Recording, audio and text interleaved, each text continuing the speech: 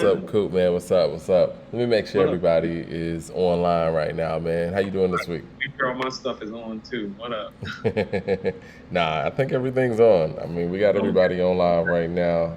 We're welcoming people into the room. We're gonna be talking about paid in full. As you see, I'm not at the crib right now. I'm on the Yeah, road. yeah, yeah. So, On the road. yeah, man. What you think about that new Vince Staples and the new Styles P? I know you listen to both of them.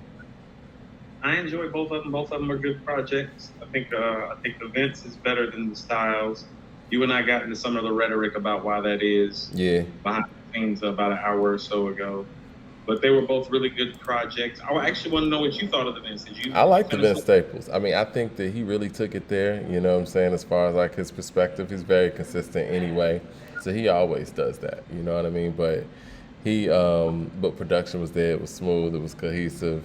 I dug it. Yeah. No, no, I dug the project as well. I guess my quibble with the project was I didn't really see any growth in the artist. Yeah. I mean, like, am I wrong? Like, am I wrong for feeling No, that no. I way? mean, it's consistent. You know what I'm saying? So it's like, it's Yeah, it's like it's it's not consistent. But anything what I'm that's saying is that are we hearing anything about Vince or hearing anything from Vince that we that's didn't. yeah, So you giving it that's like what I'm what? saying. I think we spoke offline, like a 4 out of 5. Yeah, it felt like a solid 4 out of 5. It felt like a four. It felt like a four. It felt like a good four too. Like, no, this is a four right here. This is yeah, this shit dope. You want to know what? I mean, Hmm. are we talking about Vince first, right quick? Well, you know what? Let's go ahead and talk about Paid in Full. Okay. Because Paid in Full just celebrated its 34th anniversary, and I know we talk all the time about this is one of the few albums that has probably what 4 top 50 hip hop songs on it. So I And mean, I you and want I to were ask the saying, people in the I mean, you room and I were straight just up, like literally sit back here like five. you know what? Let's go to the track list Yeah. real quick. Let me see. All right, so we'll ask the people in the room what's your favorite song on Paid in Full, but we got a track list of I Ain't No Joke, My Melody, I Know You Got Soul, Move the Crowd, Paid in Full, As the Rhyme Goes On, one of my favorites, and Eric B is President. Think about it. As the rhyme goes on, it's probably the weakest song on there. You talking about it's one of my favorites. It probably is the weakest song on there. I mean, everything else was damn near single. This is this is like thriller type of track list when you talk about like songs that were out there. Cause what? Ain't no joke. My melody, which didn't have a video or anything, but it's just a classic song. Period. And then you got Know You Got Soul. Move the Crowd was that was a single. It's a classic too. The song Paid in Full. Yeah, as the rhyme goes on, feels like it was the only song on there that wasn't a single. It really does feel that way. Like, Mike, can you see the wall behind me? Like, can you see the wall all the way up to Illmatic? I don't see Hold on, let me see. Let me move something on my screen. I see all the way up to Doggy Style. That shit's dope though. All right, I see Only Built for Cuban Links. I see Kumina, and there's Illmatic. But now I don't see you as much. Okay. I'm gonna So, come back down for a second. I just wanted people to see that list of albums that I have right there. right. Paid in Full is the only album that's missing from there. I can't find my copy, but I was looking for it to put it up there. That's why when you called me and told me it was 25th, 35th anniversary, I'm like, oh, that's perfect because my copy missing, and I'm pissed off because it belongs on this wall, Yeah. like specifically for me, if we're calling it right after Only Built for Cuban Links. It's Well, my number four greatest hip hop album ever made. what's your favorite song on there? You want to know what's crazy, Mike? My favorite song on Paid in Full is I Ain't No Joke. I mean, I I don't love think that's a Ain't No crazy Joke. thought. I mean, Mike, the first when I heard that last verse, I was like, "Ain't nobody like him." I take you for a walk through hell, freeze your dome, and watch your eyeballs swell. Ain't mm, nobody like him. It's like ain't nobody like him out on this people rap shit. people are saying they can't hear. Let's see. Can hear us Let or me check can't this hear? sound real quick. Go ahead. Keep going. No, I mean, Oh yeah, I can hear it perfectly fine. All right, cool, cool. okay. I'm just making sure everything was everything. Okay. So Yeah. no, and I know that's how the album leads off. I Right. mean, subtly, it's one of the best lead offs in rap history because you're right, Mike. It really wasn't a single or a kickoff, Mm-hmm. but it's like a super strong mic performance, and it lets you know, like this kid. I mean, kid at the time, He like was he's not 18. playing. And it's like he said, like I take this more serious than just a poem. Like that's why to me because who I am, who I was as an MC and somebody who loves hip hop, that Mm, song was like where I go to. You know what I'm saying? Even if it's jazz or the quiet storm, I hook a beat up, convert it to a hip hop form, right write a around me. rhyme and graffiti in. Every show you see me in, deep concentration, because I know comedian, jokers are wild if you want to be tame. I treat you like a child if you're gonna be named. Yo, Another I enemy, not even a friend of me, because you'll be fried to end when you pretend. Oh, Mike, yo, he. what a way to set off an album, man. Like for What I'm real. talking about, Mike. He set the bar high. Started Actually, start off like Mike. Let's understand that like when he's starting off the album like that with that mhm, song, nobody had ever rapped like that ever. before. The rap Will Chamberlain, like I always say, man, he was just so ahead of everything that was going on. I see what you're saying about I'm too high, I'm gonna come down. But no, it's crazy though. Like you said, I mean, I think that that might be lyrically the best performance on the album. That's saying a lot anyway. And to start it off like that and not feeling like anything dropped off after I Ain't No Like, Joke. how about this? You know how you say like the Nas you love is the Nas that goes for his. Hmm. I ain't no joke is Rakim going for his. That's the Rakim I love. The way you love it when Nas goes for his, I love it when Rakim goes for his. That's Rakim going for his. The Lyrics of fury. I ain't no joke. right. Microphone. Well, see, debatably, my melody and that song are probably the two most lyrical ones on there, and they were back to back. Well, I mean, there was an interlude of Eric B in there, but that's the second song on there. So it's like he's not letting up. He kind of did that on Follow the Leader too. Follow the Leader starts off with Follow the Leader. Um, what's the song I'm thinking about? Microphone Fiend, of course, and Lyrics of Fury. That's I mean, first of all, Mike, and I've always said this, that's the best start off to an album ever. probably ever. Yeah, No, I no, no. can't. I It's not a can't think. conversation, Mike. It's the best start off to any rap album ever. Nobody's got 3 songs like that to start off any rap album. I don't care what rap album it is, including the albums that I think are better than it. I mean, he was just, you Hmm. want to know what he was too? He was just truly special from the jump. You knew it Yeah, from the single, My Melody. You knew it from the first song, I Ain't No Joke. You knew it from the first real big hit, Eric B. is President. He's just different, and and so I know that's probably not the most lyrical song on there, but it's actually my favorite, and I think it's because of how he's taken on that beat and how he even that like that last verse, like he's just going for it. Eric B. is President is probably my favorite song on there. I love my melody a lot too. I Ain't No Joke, and I know you got Soul in my favorites. Mm. I know you got Soul is probably one of my least favorites. Are you serious? I am serious. It's crazy. I mean, that's how strong this album How is. strong the album is, though. That's how Like, yeah, strong. we're having disagreements about the songs, but also to understand, like we're having disagreement about classic rap songs. Like you're like, I know you got Soul's one of the worst songs on the album. It's like that's a classic rap song, man. It is. I think that I know you got Soul could possibly be a top 50 hip No, hop it's a top song of 50 all rap time. song. Like, Yeah. there's not 50 rap songs So you better than got all that. right. So you got. I know you got Soul. I think Paid in Full is possibly a top 50. I think. So you want to know what, Mike? Like here's why I know you got Soul is important. Hmm. Like he explains his style and who he is as an MC, and I know you got Soul. Hmm. You know what I mean? Right. Like, and this is what I mean, and so I'm just gonna say this again. When I mean nobody had rapped like this before, I'm not just talking lyrically. I'm talking vocally as well. He was very easy, very rhythmic. So I mean, let me ask you this: who is Rakim as an MC for somebody who wasn't there, or who never went back and checked the work? How would you describe Rakim as an MC? If we're talking just true solo MC, Mike, Hmm.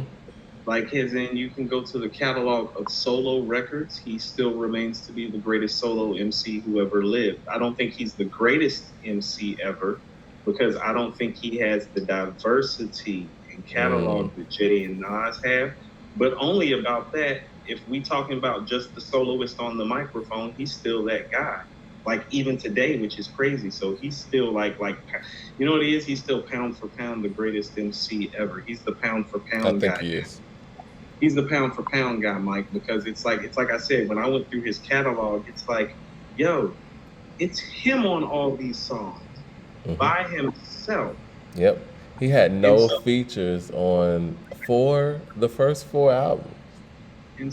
that's what I said. It's like, no, like can Nas and Jay give you a better 30 songs at this point? Probably, but that's because they have more to choose from, I and don't you're not even going to know. pick. Hold That's on, not hold on, even and you're not going. Hold definitive. on, and listen. But here's the thing. Even not even having more to choose from, like, listen, what I'm about to say. Oh, but they don't got 30 solo records to choose from that's better. Listen, I'll Not a tell you this. solo, I'll tell you. not a solo mission. No. His verse on ELE 2 was more impressive than I'm sorry, not sorry, or any of that other stuff. And let's just be perfectly Yeah. clear. Oh yeah, it's not even. It's Let's not just even a be conversation perfectly about clear. which sphere those reside in. No. Yeah. I I'm just haven't. joking. I'm trying to think of a J. I guess the last really, really impressive Jay Z verse, right, would be the What's Beef thing or whatever it was. What's Free on Meek Mill album. Is that the last real Oh, impressive Jay Z feature? Ghost of Soldier Slim. Okay.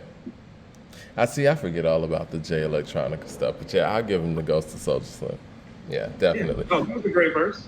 No, it was, but I mean, I still take the ELE 2 intro from Rakim and Oh saying no, all. it's better than that. I didn't say it. I didn't say no. It's still But I mean, just it's hard to compare Rakim to anybody because again, Rakim was just so far ahead of everything. And like you said, when you come in with "I Ain't No Joke," and that starts off this 1987 album, and you think about how people were rapping in 1987. so.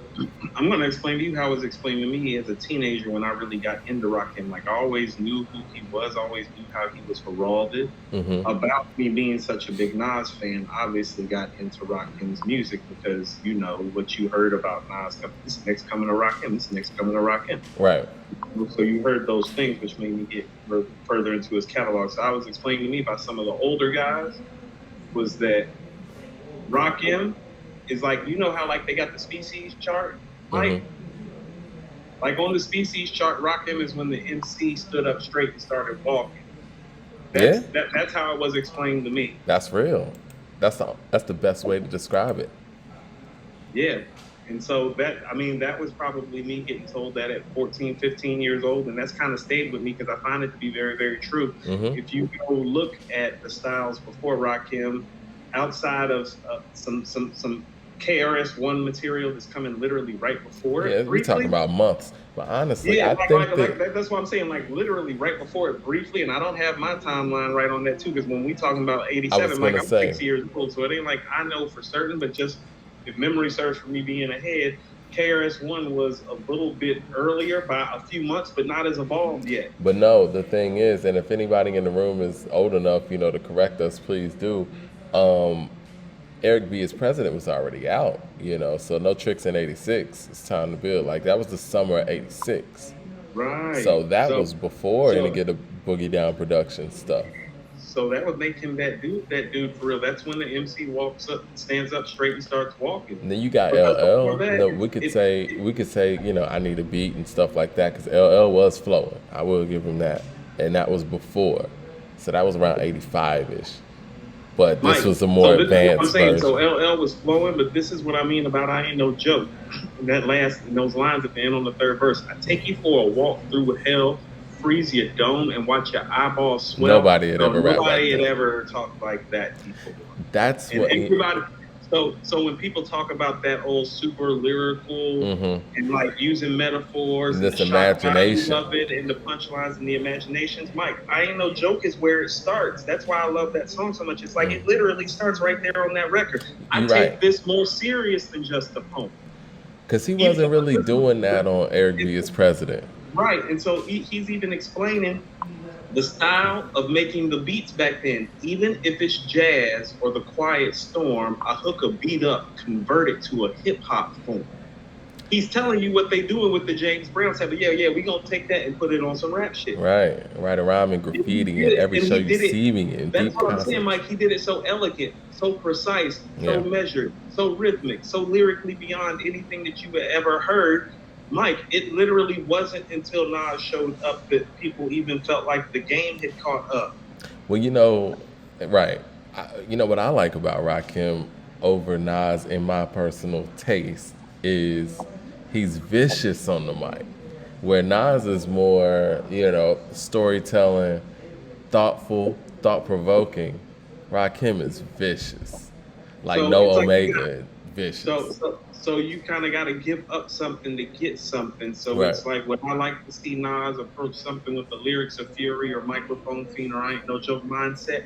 Oh, God, yes. But also Right. too in I think what will get lost is stuff like Rewind I agree. and I Give You Power and Silent Murder. Like Silent Murder doesn't have a murderous approach, Mike. It has that introspective, thought-provoking Nas at his zenith. I think they're very different, especially for people who get compared to each other so much. Like I think that, Mike, I never understood the yeah, comparisons outside of the rhythmic nature in which they flow I think because the there was a comparisons rhythmic is nature. just. I think the comparisons honestly are just the excellence and how far ahead they are of their peers. No, it's the rhythmic nature and poetic nature of both of their rhymes. Their rhythmic nature and poetic nature on the mic stands out more than most. It just, how about this? They're the only two guys that really came along and said really complicated stuff, but they said it in a manner that you understood it immediately, even though it was complicated. That's very hard to do. Well, some of those demos, Nas did sound very Rakim esque, like the "It Ain't Hard to Tell" demo. Well, Um, like I've uh, always told you, Nas is not really Rakim. yeah, He's a cross between Rakim and Cool G Rap. He's yeah, more Cool G Rap. yeah. If you listen to early, like Mike, New York State of Mind has the Rakim sample, but that's Cool G Rap inspired, not Rakim inspired. New York State of No, Mind is how Cool G Rap would explain the situation, not how Rakim would explain the again, situation. you're right. Like Mike, when he says pick the Mac up, Toe Brothers back up, the Mac spit, let's start it. Where nigga ran, I made him back. That's Cool G Rap, Mike. Yeah, That ain't Rakim. no, you're Rakim right. don't talk like that.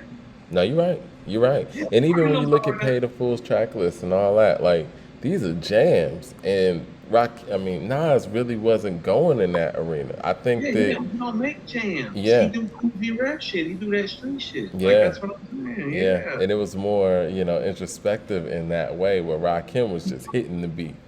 He's poetic like Rakim. Like The World Is Yours and In the Ghetto are poetic in the same vein. That's where it is. It's that high level of poetic execution where they're literally setting the scene for you and you see it vividly and you enjoy the record. Right. And you're like, this dude can rhyme his ass off too. This record dope. He's setting the scene and this guy is nice, nice, nice.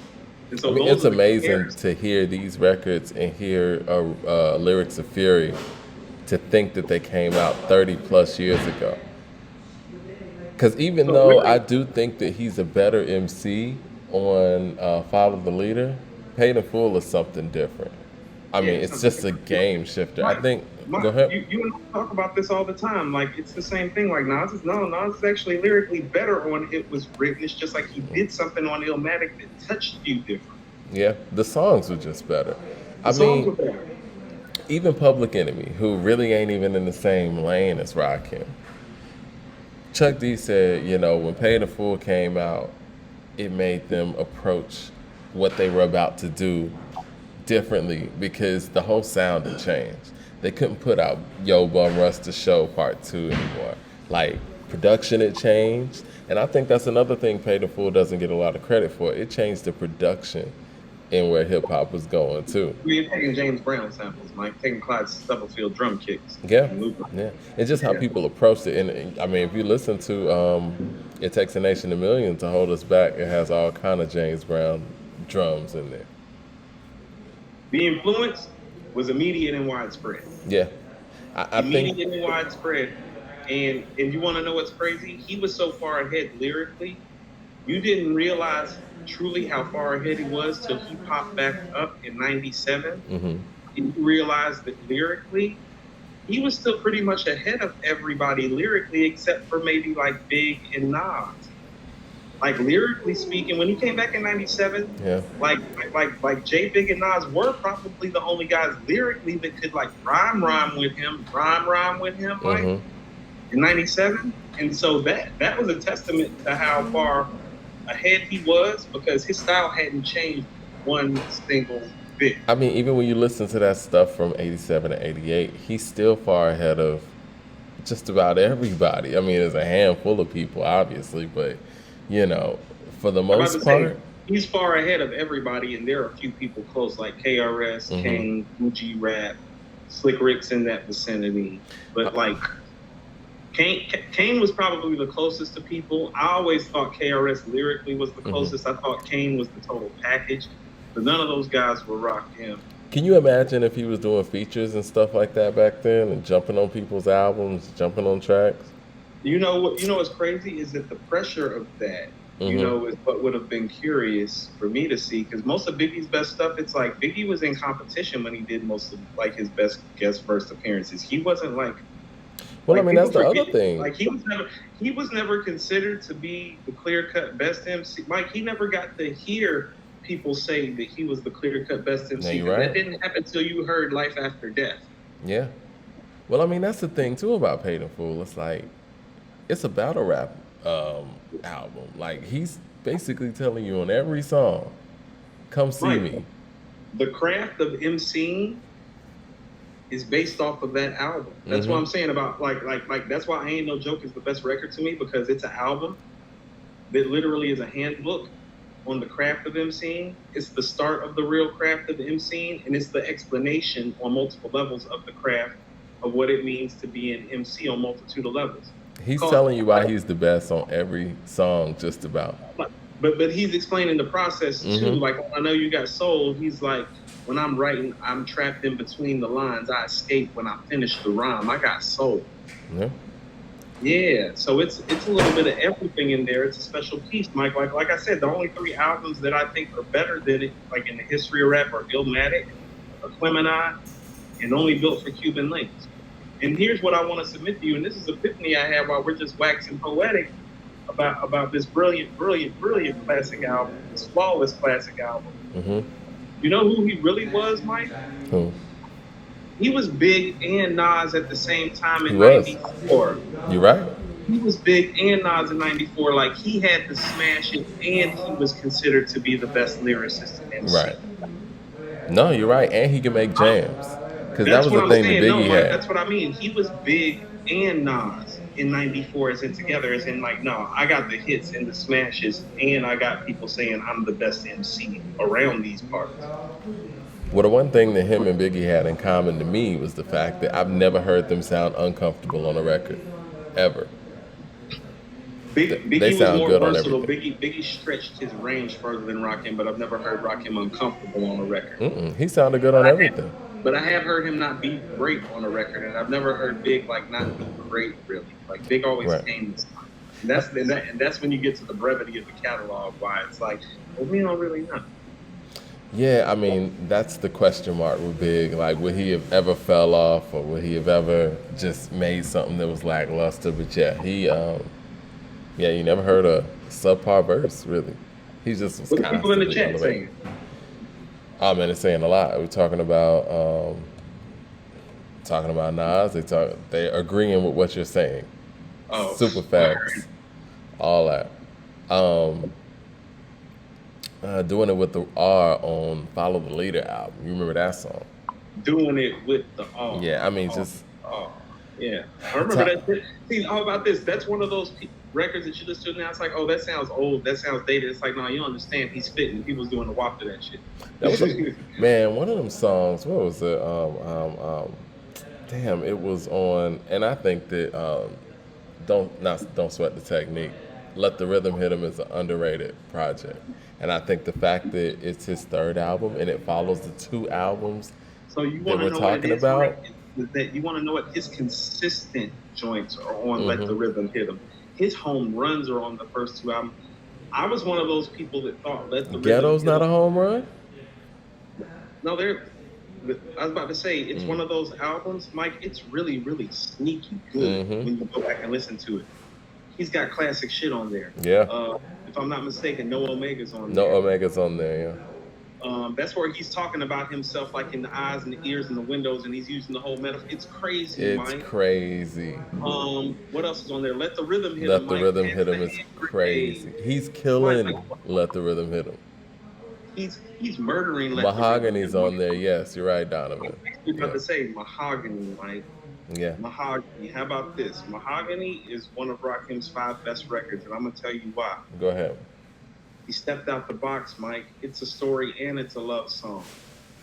It's one of those things that even if you don't think that he can do it all, like, how about this? This is why I mean Let the Rhythm Hit Him is sneaky good. Mm. On the actual record, Let the Rhythm Hit Him in the ghetto in Mahogany, he's kind of showing you he can do it all. Because I want you to understand something too. And let the rhythm hit him.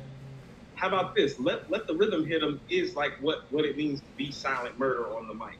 Yeah. Like vocally he had realized something about his pitch and what he could do with his voice on the mic, and let the rhythm hit him. You're literally, Mike, and listen to what I'm saying. He's using his voice like an actual instrument. Like he's learned his voice on the mic to the point on the third album that he's using his voice like an instrument. His voice And changed. That's when he came into the deeper tone. His well, rap also voice. too. Well, you also have to understand too. It's like, well, now he's in his mid-20s Yeah. or early 20s. People forget, like Peyton Tool came out, he was like 17, 18. 18 years old. He just sounds so advanced. We don't even think about that. Right. So in like 90, when Let the Rhythm Hit Him's coming out, it's like, no, that's 22, He's like 20 years old. year old. Yeah. Right. He's got his grown man voice, but he's learning what to do with it. He come from a family of musicians. If you listen to Let the Rhythm Hit Him, part of even why the title of it, why he's talking about let the rhythm hit him, he's talking about the rhythm of his voice. Like he had learned his voice and how to use it as an instrument to the point where he's like, I don't even have to rap with the fury that I rap with on like lyrics of fury and microphone thing. I've learned how to level up and use my voice in a whole nother way and still give you classic material as my voice changes. Yeah. It's a very sneaky good album. You're right. I mean, it's good. Mike, Mahogany is beautiful. Mahogany is still one of my favorite rap. How about this, Mike? If we want to talk about best rap love songs ever, I would put Mahogany right after I'll Be There For You and Renee. That would be my third, actually. Word. Wow. Yeah, me and Eric B was cooling at the Palladium, seeing an all-world cover girl. I said, hey, lady, I'm sorry if you're in a rush. Don't mean to hold you up or intervene or interrupt, but you got that look.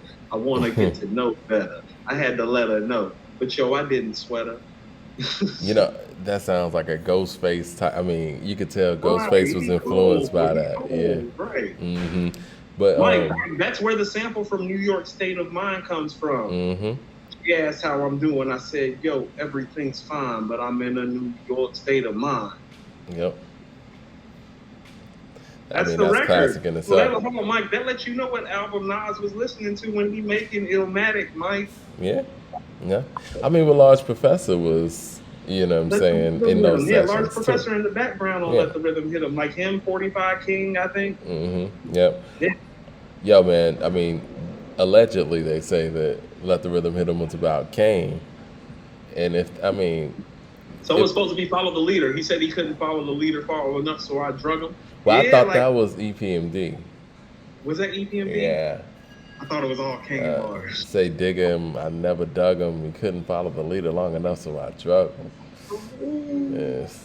Yeah. I mean, he has those type of rhymes you just can't respond back to. Like, I don't see anybody responding back to Let the Rhythm Hit Him. Because you remember on the video when they came in there and it was a dude with a flat top fade dancing on stage and they threw him off stage? That's why I always thought that was about Kane. But and you want to know what it was too, Mike? He was kind of what the game needed in the sense that it's like he had a point and a focus. It's like he thought he was king. He knew he was king. Yeah. He behaved and acted like king. Mike. He did. You know what I'm saying? Like, that's what I mean about Ain't No Joke. He let you know, I take this more serious than just a poem. Like he was letting you know, it's like, no, I came to party, but I came to step on y'all dudes too. Like, it's not a game anymore. Like, this my shit. Why do you think that he didn't get the call for like, what's it called? Not All in the Same Game. Yeah, Self-Destruction. Because he's people screams, Mike. Screams, Mike. Yeah, man. Mike, you want to know what Supreme clientele look like? Go check Rakim 87, 88. I told you, Mike, nobody's ever been king like that. I feel like he's the most feared MC ever, too. Because it's like whenever it seemed like somebody was coming to him, it'd be like, nah, it wasn't like that, Rob.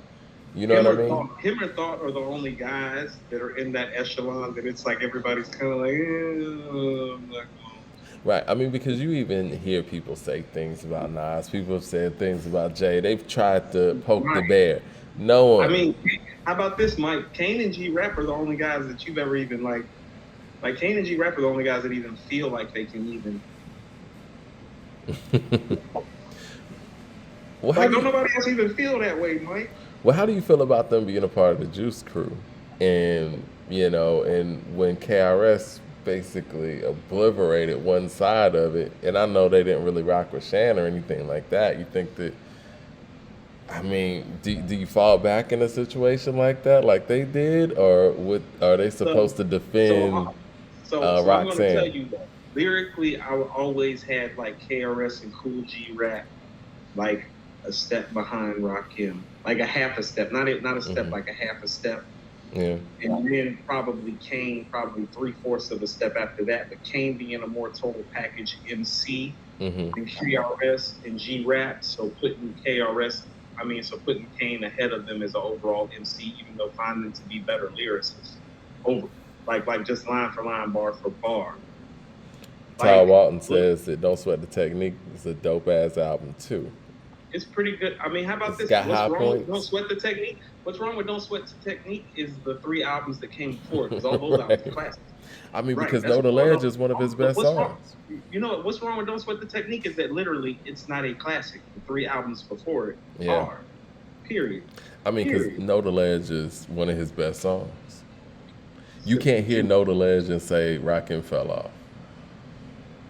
how about this? That's the problem with Don't Sweat the Technique. There's not enough moments like that on Don't Sweat the Technique. That's what I mean about Let the Rhythm Hit Him. It's like if you actually go listen to Let the Rhythm Hit Him, it's like, oh no, he got it. He still got it, and it's everywhere. He's still Hmm. king.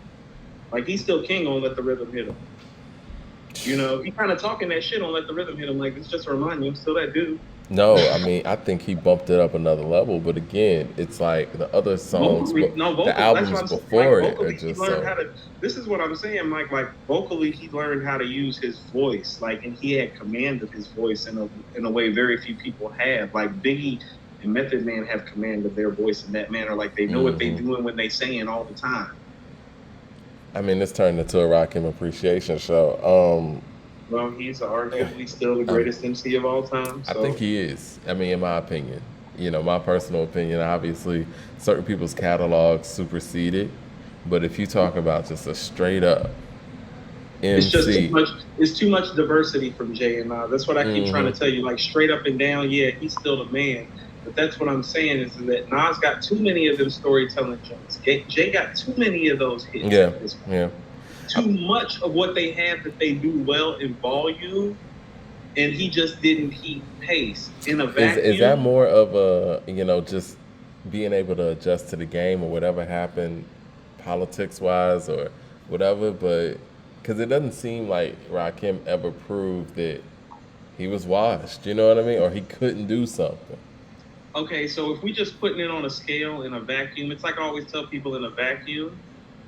Like Barry Sanders to me is the best running back I ever seen. Okay. So if we're just putting all things considered in a vacuum with all those guys, the conversation about the greatest MC of all time in a vacuum is more of a Rakim and Big conversation, Right. Right. with Nas and Jay following closely thereafter. I agree with that. If we talking in the totality of it though, We got to Mike, be fair. and I know circumstances happen. Like nobody still knows why Rakim took a 5-year break after Don't Sweat the Technique. But it happened. But it happened. Yeah. Big died the year Rakim came back. Rakim even talked about losing Big and losing Pac had something to do with him coming back. I remember, like, I've been following Rakim for a long time. I remember those articles that he was doing when he was coming back in '97. Hmm. That's when I was really ahead. I remember those articles. He was like, "We lost Big, we lost Pac. Like, I'm trying to bring something back, like to the culture." Like he had kind of let the culture go a certain place because he's one of those dudes. He's cool with the culture going somewhere, but he felt the need to come back in '97. Losing Big and losing Pac had something to do with that. He said so. He The said so. the Punisher's also on Don't Sweat the The, Technique. Punish, the Punisher is probably the best record on Don't Sweat the Technique, Mike. Nah, Know the Ledge is, but Is that Juice better? Is Know the Ledge better? I think Yeah, so. you're right. No, Mike. You're right. Know the Ledge is better. That's the best record. So how Casualties about of this? War is on Hold there on. too. So Casualties of okay. So War is that's the good problem too. with Don't Sweat the Technique that I can remember. I think Teach the Children, Hmm. Don't Sweat the Technique, Know the Casualties of War Ledge, is on there. Know the Ledge, Yeah. Casualties of War. Hmm. What else is on there? Pass the grenades on there. Pass the hand grenade on there. Yeah. Pass the hand grenades on there. That's what I'm saying. So, Mike, it's like when you make 3 5s and then you go make a 4, you know, Hmm. And Mike, we need to kind of talk about his catalog too, if we waxing about it, because it's like how many guys got 3 classics and then like another 4 and then like another like 3.5. Like his 5 albums, like his first 5 albums, Mike. You can stand his first 5 albums next to anybody. What's on your mind's on there too? Thank you, Ty Walden. I want to know what's on your mind that's on there. Yeah. Production. You know what's wrong with actually Don't Sweat the Technique now that I'm thinking about it? Production. Yeah. Yeah. And honestly, you know, and I think that's where Paid in Full kind of stands alone. The production on Paid in Full, they say, I mean, Marley Marl claims he made certain things, and Eric B claims he made certain things, and Rakim claims he made certain things. But we know that somehow Marley Marl was involved in Paid in Full. And Rakim's told the stories. You can go on YouTube and like see the stories about how he's breaking down like how it went. Like they didn't even he was the backup plan. Imagine that. Rakim was the backup plan, Mike. They had somebody else they wanted to record. Since they couldn't get, I think that dude that got locked up or something like that happened. So no. The story is Bumpy Knuckles, right? He was the first choice, and no. That's no. Are you talking about something else? Yeah, not. I'm talking about when like My Melody is getting recorded. Oh, when they're saying they wanted to record that day.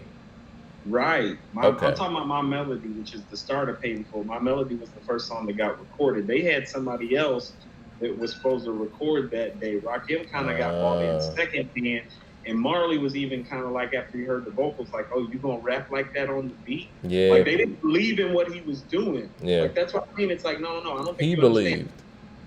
Listen, this is Marley Marl. He is the greatest producer of all time in hip-hop at this point.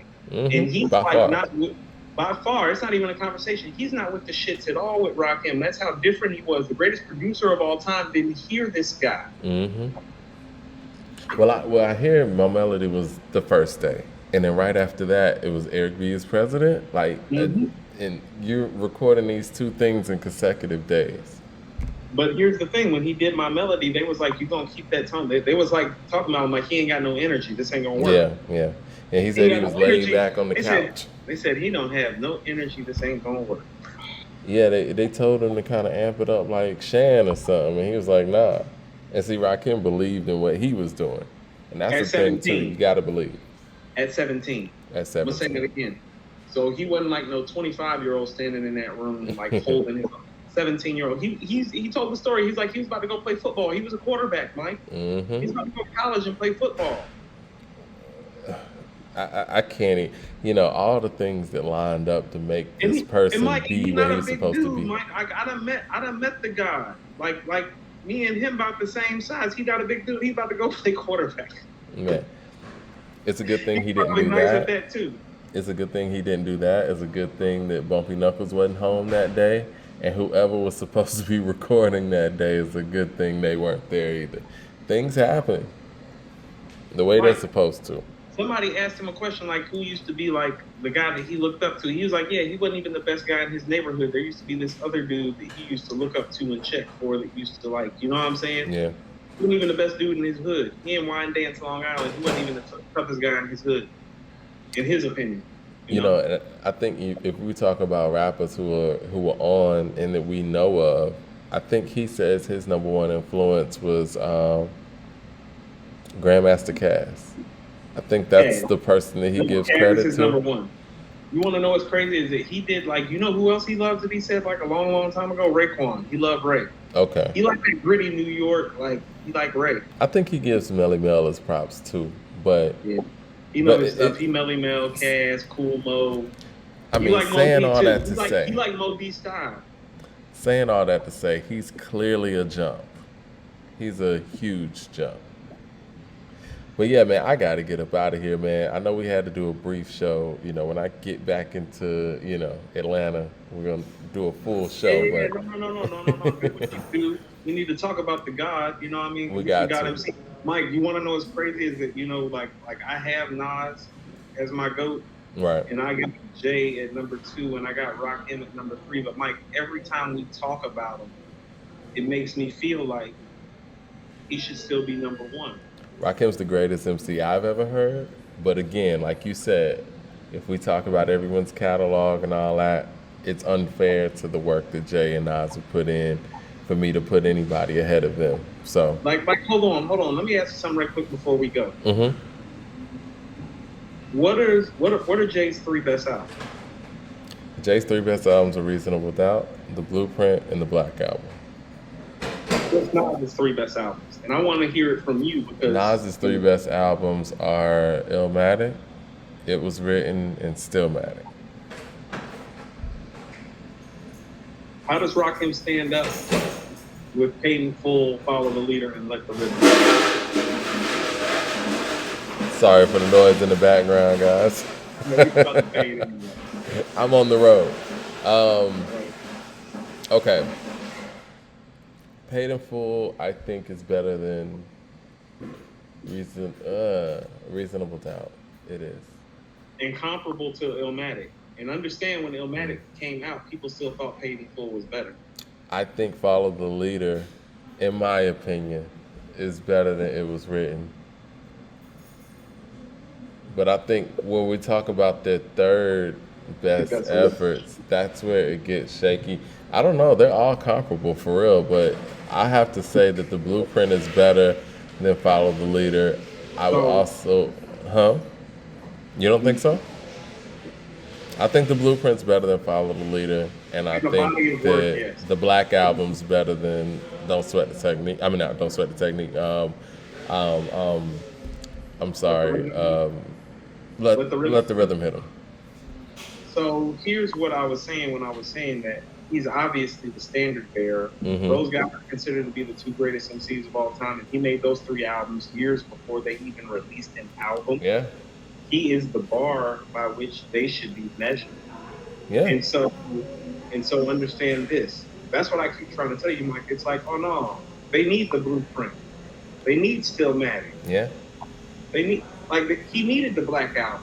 yeah. He needed Stillmatic. Like, because even if, like, think about how long ago. And that's it's been album, since- what, 5? That's what I'm trying to say Yeah. about Rakim and Big, about how they're the real conversation in a vacuum. No, because they just did it back to back to back out the gate. Yeah, There wasn't no wait. Like you had to wait to get Stillmatic. You had to wait to get the Blueprint and the Black Album.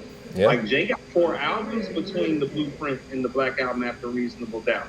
Nas got 2 albums between It Was Written and Illmatic before you get to Stillmatic. You get points for being consecutive and early. That's what I'm saying. So it's like degree of difficulty, style points. It's like, no, but out the gate, 1, 2, 3. I mean, Tribe did that too, man. Like, I know. I know you want to debate on the first Tribe album, but I mean, you talk about classics out the gate. I went back and listened to people's instinctive travels. It's better than I think that it is, but it's just, I'm like, it's not the Low Inferior Midnight Marauders. But you're judging it based on that. Like, it's one of those things where, no, I hear you, but it's like when it drops and you didn't know those things were coming, it's like, it's impressive. And these were kids. See, this is what I mean when you're saying it's impressive. They took the impressiveness away from that album with what they did with the 2 following albums. It don't sound. How about this? That album, because of what they did after it, may have started off as a 5. Because of what they did, it makes that album look like a 4 compared to those 2 albums. And that's impressive. This is the thing, because it was good. Like a 4 it was good. It was great enough. It was great enough where Sophomore Jinx was actually a conversation. You know what I'm saying? No, that's what I mean. And Mike, to actually take that away. How about this, Mike? Nobody has answered the Sophomore Jinx the way that A Tribe Called Quest did with the Low Inferior in the history of rap. Because I still find it to be a top 10-ish rap album. It's in my top 10. I think I probably have it like I fight between Into the Wu-Tang, the Low Inferior, the Chronic, some of those like on the back end of my top 10 in terms of like where they fall.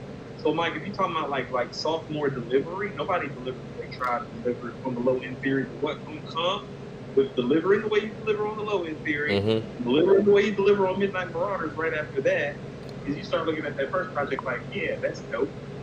Because the crazy thing is, man, folks be like, when you put together an impressive debut like that, you kind of get comfortable. You don't feel like you have to change up everything. Tribe changed up everything, and they were already well received on the first one. If you listen to the album it literally sounds like Q-Tip went digging in the crates. And when you hear the stories of the album, you're like, oh, he did actually go digging in the crates and pulling jazz and incorporating it into hip hop. Donovan brings up a good one. So Hold let's on. tie this together. Like Rakim said on I Ain't No Joke. Even if it's jazz, a quiet storm, I'll hook a beat up, convert it to a hip hop form. That's what the low end theory is. They took jazz and converted it to a hip hop form. Donovan says, Rakim. Ghostface Supreme Clientele. That's a good one. You know, I think Supreme Clientele as far as what, sophomore follow up? as far as the sophomore follow up with Iron Man, I think Iron Man was more of a team effort, and I feel like Supreme Clientele was really Ghost just kind of stepping out, being a solo artist. I think Iron Man's better than People's Instinctive Travels, though, so I don't think the degree of difficulty was as higher. You did make a classic, like a clear-cut classic rap album.